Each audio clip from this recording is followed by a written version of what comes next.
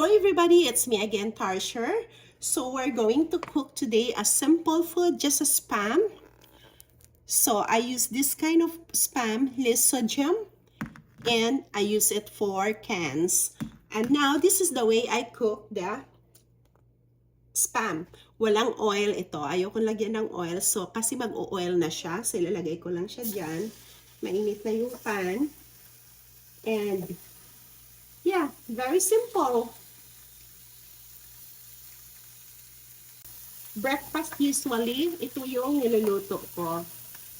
Kasi easy, di ba?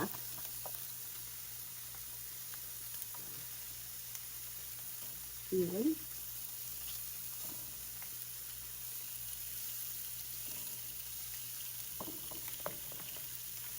Super easy lang siya.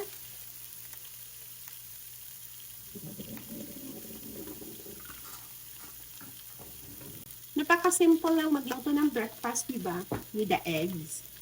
So, may boiled egg na ako. Ito yung breakfast ko. Spam at saka boiled egg. And then, yung mga bata, kumakain din ito. Except my husband. He doesn't want to eat spam. But me and my children loves it. Ayaw ng mga bata yung sobrang crispy. Ako gusto ko yung crispy. So, kasi palit ko yung sa akin. Lulutuin ko muna yung sa kanila. And, yun. So, dali lang siyang lutuin. Baliktad lang natin siya. Kaya ayaw ko siyang lagyan ng oil dahil nga nag-oil na yung spam. Ang gamitin mo lang, kailangan lang yun ng pan na non-stick pan. So, di ba nakikita niyo nag-oil na siya?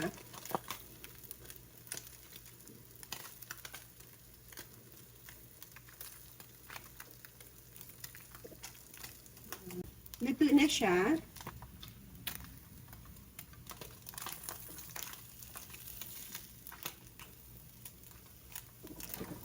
Hinaan lang natin yung apoy dahil nga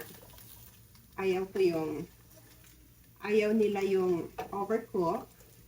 Lagay lang natin siya. Ayan.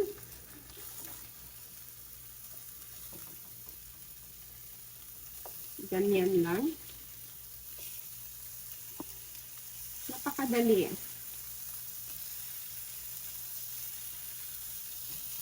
Ayan.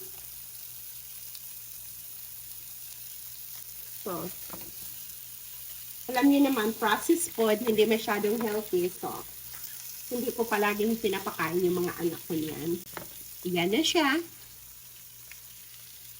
Thanks for watching. See you in our next video. Bye for now.